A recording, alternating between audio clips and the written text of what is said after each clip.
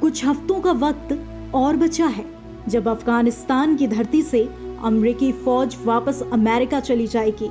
मगर इससे पहले कि सारी अमेरिकन फौज वापस जाए, अफगानिस्तान पर अमेरिका बुरी तरह से फंसता नजर आ रहा है। पिछले 20 सालों से अफगानिस्तान की जमीन पर तालिबानी और अलकायदा आतंकियों से लड़ते हुए 2400 से ज्यादा अमेरिकी जान गंवा बैठे हैं और अब 1 मई से पहले अमेरिका को तालिबान से करार के मुताबिक अमेरिकी फौज को अफगानिस्तान से बाहर निकालना है। लेकिन अब नाटो देशों ने अमेरिका की तरफ देखना शुरू कर दिया है कि आखिर तालिबान और अफगानिस्तान को लेकर अमेरिका का प्लान क्या है, क्योंकि तालिबान अब भी अफगानिस्तान में आतंकी वारदातों को अंजाम दे रहा है और अफगानिस्तान सरकार को कमजोर कर रहा है। तो फिर अमेरिका क्या करेगा? अमेरिका की नेशनल सिक्योरिटी काउंसिल में अफगानिस्तान के मुद्दे पर बात हुई, जिसमें तय किया जाना था कि अफगानिस्तान को लेकर क्या फैसला लिया जाना है। सिक्योरिटी काउंसिल की बैठक के दौरान 2 मकसद थे।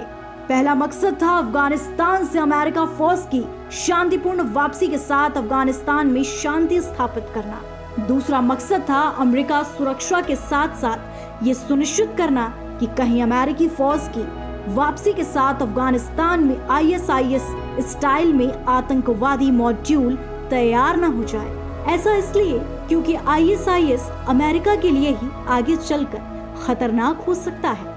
अमेरिकी रक्षा मंत्रालय पेंटागन के प्रवक्ता जॉन किर्बी ने अपने बयान में कहा है कि अफगानिस्तान में हिंसा काफी ज्यादा है, जो अभी सबसे निचले स्तर पर है। दरअसल अमेरिका के पूर्व राष्ट्रपति डोनाल्ड ट्रंप के शासनकाल में अमेरिका, अफगानिस्तान और तालिबान के बीच शांति समझौता कतर में हुआ था, जिसके तहत अमेरिका अपनी फौज को अफगानिस्तान से निकाल रहा है। 13,000 अमेरिकी फौज में अब अफगानिस्तान में सिर्फ 2500 सैनिक बचे हैं, जिन्हें वापस बुलाने पर अमेरिका में माथापच्ची जारी है। दरअसल अमेरिकी फौज के कम होते ही तालिबान ने फिर से अफगानिस्तान में दहशत फैलाना शुरू कर दिया है।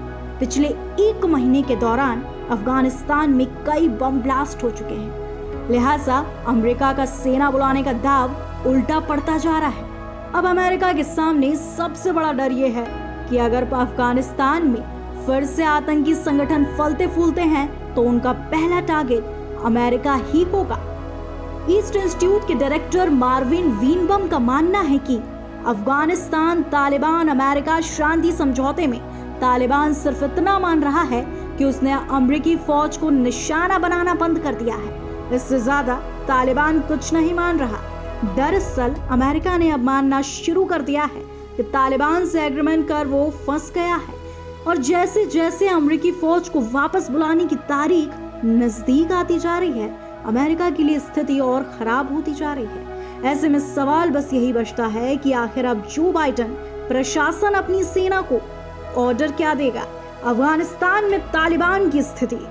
अफगानिस्तान की पहाड़ियों पर सक्रिय तालिबान असल मायने में कभी हारा ही नहीं और अमेरिका के सामने सबसे बड़ा डर ये है कि जैसे ही आखिरी अमेरिकी सैनिक अफगानिस्तान से वापसी के लिए प्लेन पर बैठेगा, ठीक वैसे ही तालिबान अपनी जीत की घोषणा कर देगा।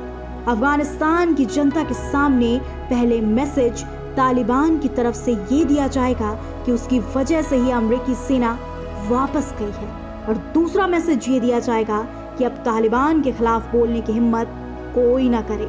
इसके साथ तालिबान का आतंकी संगठन फिर से तैयार हो जाएगा। इसके साथ ही पिछले 2 महीने से जिस तरह आतंकी घटनाओं में फिर से इजाफा हुआ है, वो अमेरिकी सैनिक के घटने के साथ और भी बढ़ सकता है।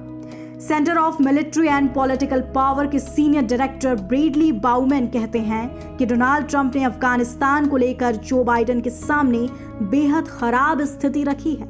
जो बाइडेन के पास कोई ऑप्शन नहीं बचता दिख रहा है।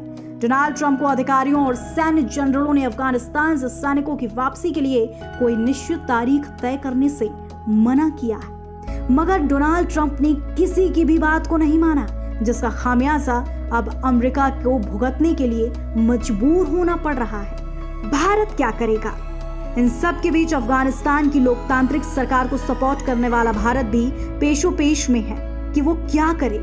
पाकिस्तान बेसब्री से अमेरिका फौज के हटने की तारीख देख रहा है, क्योंकि सीना हटते ही पाकिस्तान के लिए अफगानिस्तान में दावत हो जाएगी। आतंकी संगठनों को समर्थन करने वाला पाकिस्तान अफगानिस्तान की चुनी सरकार को खत्म कर वहां तालिबानी हुकूमत चाहता है, ताकि अफगानिस्तान के जरिए वो भारत में शांति भंग करे। ऐसे में सवाल ये उठता है कि आखिर भारत के पास पाकिस्तान को लेकर क्या विकल्प है।